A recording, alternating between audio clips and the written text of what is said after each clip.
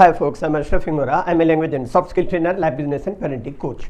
Ashraf the mover and shaker में आज हम कुछ खास बातें बताना चाहेंगे जिसके बारे में कहने से पहले मैं सीधा स्टार्ट करूं, आगे आपको चीज़ें ग्रेजुअली वन बाय वन समझ में आती जाएंगी।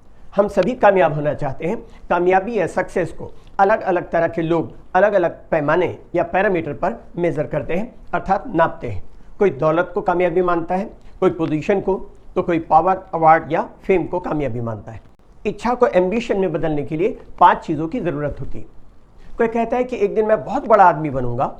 अगर आप उनसे पूछें कि तुम किस आधार पर कह सकते हो कि तुम बहुत बड़े आदमी बनोगे, तो उसके पास कोई सही जवाब नहीं होता। वो कहता है कि ये तो पता नहीं, लेकिन मैं बनूंगा ज़रूर। एम्बिशन को गोल या लक्ष्य में बदलने के लिए सबसे पहले डेडलाइन या समय सीमा तय कीजिए कि हमें इस समय तक इसे करना ही है।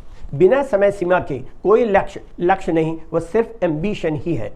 ईश्वर ने हमें दुनिया में डेडलाइन के साथ ही भेजा है।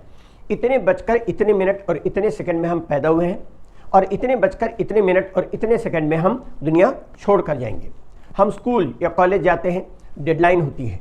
टॉकीज जाते हैं, डेडलाइन होती है। Bus stand, railway station, airport जाते हैं, हर मीन्स ऑफ ट्रांसपोर्ट के अराइवल और डिपार्चर की डेडलाइन होती है। आपने स्कूल में प्रेयर में रिसाइट करते हुए सुना होगा, we shall overcome, we shall overcome, we shall overcome someday. Oh deep in my heart I do believe we shall overcome someday. उसी तरह हिंदी में भी होता है, हम होंगे कामयाब, हम होंगे कामयाब, हम होंगे कामयाब एक दिन। हो मन में है विश्वास, पूरा है विश्वास, हम होंगे कामयाब एक दिन। इसे रिसाइट करना बंद कर देना चाहिए। ये एक दिन क्या होता है? डेडलाइन कहाँ है? जब तक समय सीमा या डेडलाइन नहीं है तो हम सिर्फ इच्छाओं की दुनिया में जी रहे हैं और इच्छाएं सिर्फ ख्वाब होती हैं, हकीकत नहीं। दूसरी चीज़ जो कि बहुत ज़रूरी है, जिसके बिना संकल्प पूरा नहीं हो सकता, वह है डायरेक्शन एंड प्लान, दिशा व योजना। एक व्यक्ति रेलवे स्टेशन टिकट काउंटर में जाकर के टिकट मांगता है, तो टिकट देने वाला पूछता है कहाँ जाना है, तो व्यक्ति कहता है ये तो पता नहीं।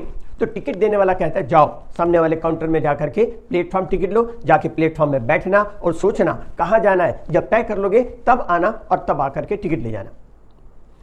डॉक्टर बशीर बद्र ने क्या खूब कहा है कि जिस दिन से चला हूँ मेरी मंजिल पे नज़र है, जिस दिन से चला हूँ मेरी मंजिल पे नज़र है, आँखों ने कभी मील का पत्थर नहीं देखा।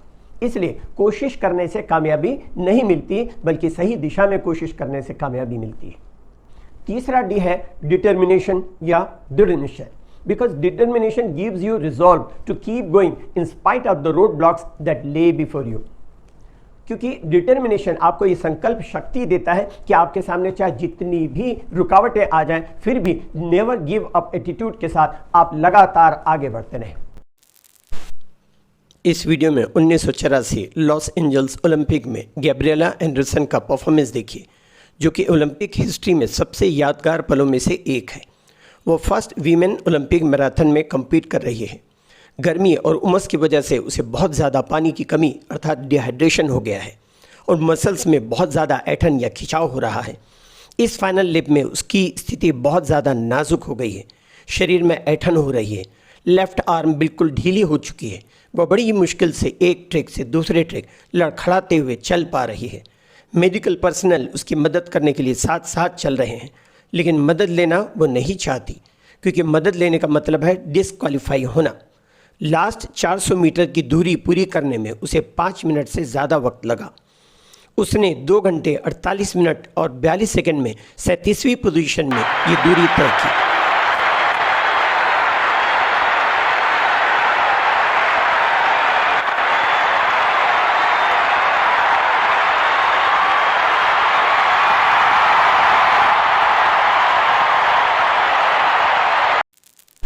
ये होता है नेवर गिव अप एटीट्यूड।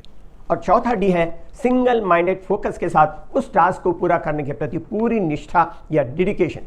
आप जो भी कार्य या जिम्मेदारी लेते हैं उसी पूरी निष्ठा के साथ निभाएं।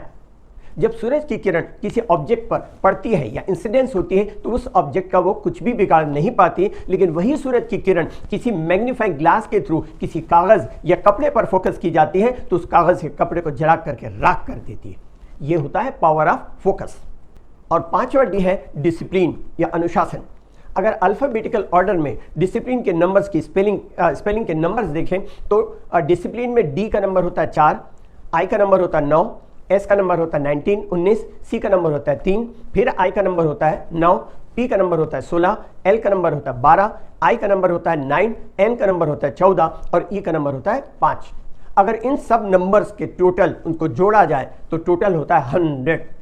समय पर आना और समय पर जाना, समय पर उठना और समय पर सोना, समय पर सारे काम करना, सिर्फ यही डिसिप्लिन नहीं है, बल्कि यहाँ डिसिप्लिन का मतलब होता है कि जो काम ज़रूरी है उसे ज़रूर करना, चाहे वो कितना भी मुश्किल क्यों ना हो, और जो काम गैर ज़रूरी है उसको बिल्कुल नहीं करना, चाहे वो कितना भी आकर्षक और कितना भी आसान या सरल क्यों ना हो। तो ये पहला होता है डेडलाइन, समय सीमा। दूसरा होता है डायरेक्शन, दिशा। तीसरा होता है डिटर्मिनेशन, यह दृढ़ निश्चय। चौथा होता है डेडिकेशन या निष्ठा। और पांचवा होता है डिसिप्लिन या अनुशासन।